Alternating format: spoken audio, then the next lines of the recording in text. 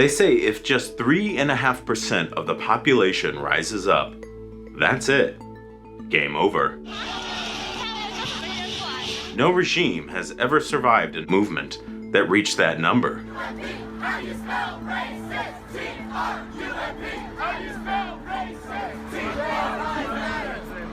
12 million Americans. That's all it would take.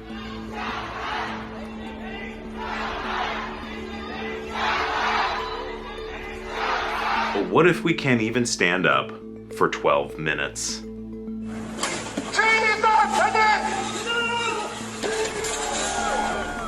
here to speak out. We're here to really create the revolution that we know is possible. A 3-hour parade takes the demonstrators across the Potomac on their way to the Pentagon.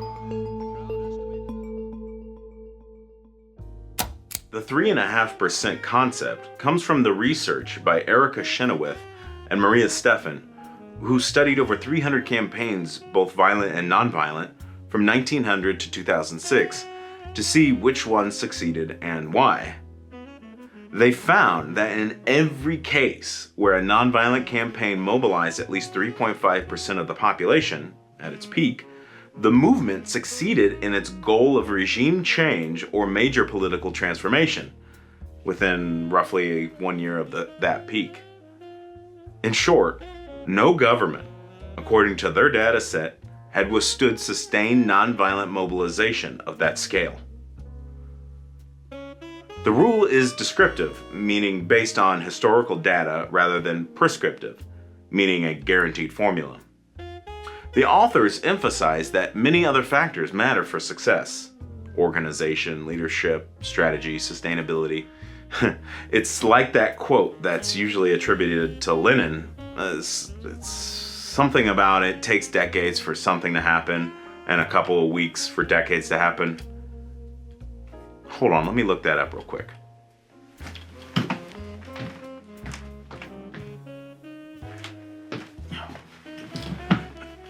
Okay, it's much wordier than that.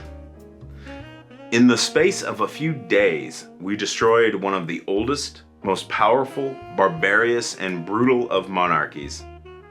In the space of a few months, we passed through a number of stages of collaboration with the bourgeoisie and of shaking off petty bourgeois illusions, for which other countries have required decades. Has such a ring of revolution, doesn't it? So when it comes to practice and influence, here's a couple of key things to remember.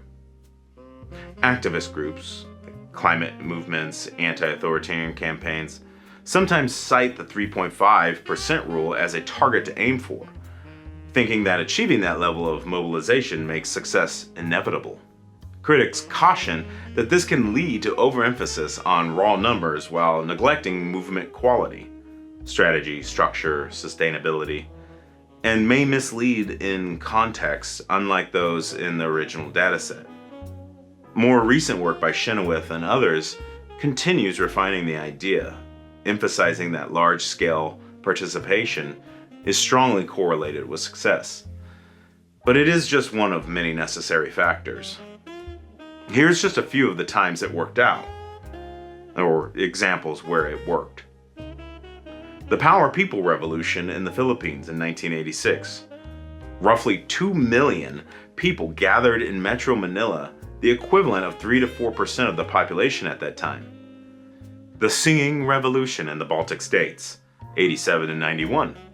Up to 1/3 of Estonian, Latvian, and Lithuanian populations joined in public demonstrations and singing protests, which led to independence from the Soviet bloc.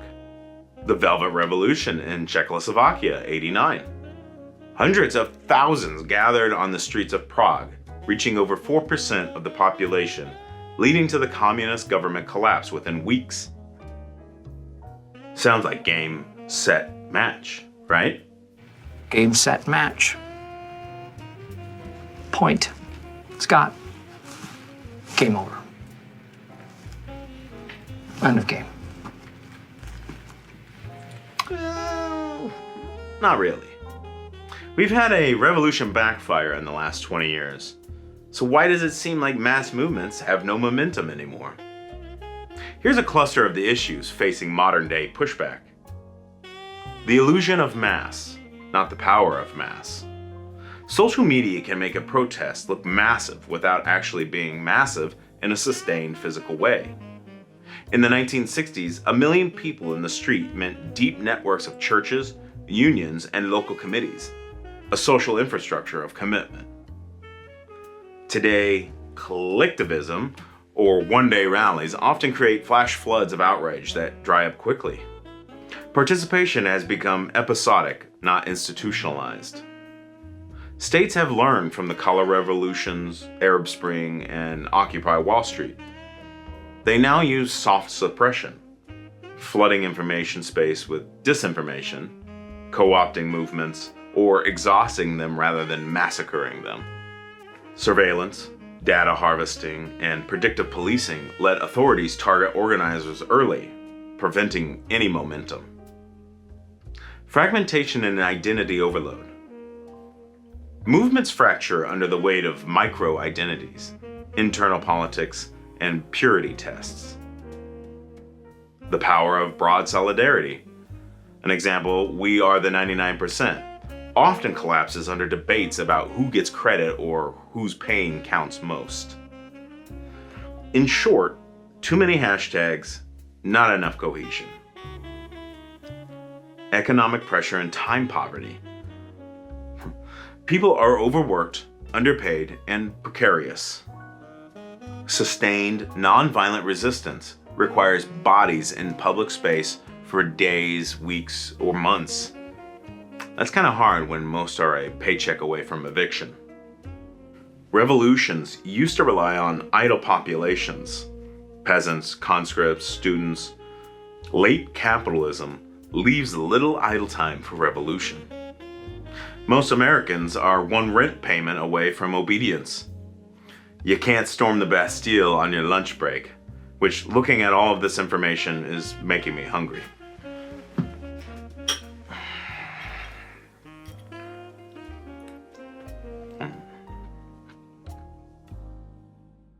About that have been putting up millions and millions of dollars for agitation. These aren't protests. These are crimes, what they're doing. This is not a hate America rally. This is a love America rally. I'll be damned if we're going to have a king or a dictator rolling up here. I serve my country. I'll be damned if I'm going to let these yahoos do it. The lies that come out of Washington are increasing. The total disregard for the Constitution is incredible now. The thing I've also wondered is, if a movement does become more, well, what does it take? History shows that protests don't become revolutions by accident. They ignite when 5 stars align. Number 1, the regime loses legitimacy. Overcome the narrative they spew. The spell is broken. Number 2, the classes unite. You hear this one, you right and left people? Stop fighting amongst yourselves. You're both out of time and out of money. Agree on that and move forward. Number 3, organization outlasts outrage. Become more than a weekend warrior. Get a business card. Number 4, a real alternative appears. Usually a person or two rise up from the crop. Stop nominating feckless fucking people. 5, the elite stop enforcing the old order. Hit them where it hurts. Their wallets. When all 5 collide, that's when you see the street turn into history. France, 1789. Russia, 1917. Iran, 1979. Each time, power didn't just fall, it defected. But in our age, legitimacy bends instead of breaks. We don't overthrow the system, we just scroll past it. We gon' be alright! We gon' be alright! Modern regimes just don't fear the crowds. They fear coherence. A crowd with a slogan can be bought and diffused. A movement with a plan, that's dangerous. So they keep us fragmented. One side screaming freedom, the other side yelling safety, both too busy arguing to notice the roof collapsing. Revolution now doesn't look like 1789. It looks like quiet rewiring. Community gardens, co-ops, encrypted networks, mutual aid, future by design. Look that one up. And tiny experiments in a new social order hiding in the cracks of the old one.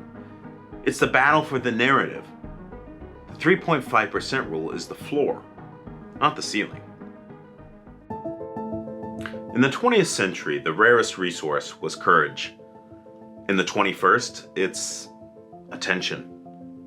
That's the secret of the 3.5% rule. Not how many stand up, but how long they can stay standing. In the United States, 3.5% of the population is around 12 million people, sustaining against all the odds of the surveillance state and a history of ruthless repression against movements of any type. 12 million people might not topple a government anymore, but 12 million minds refusing the illusion? That might just crash the operating system. Because every empire begins with a story, and every revolution starts when people stop believing it.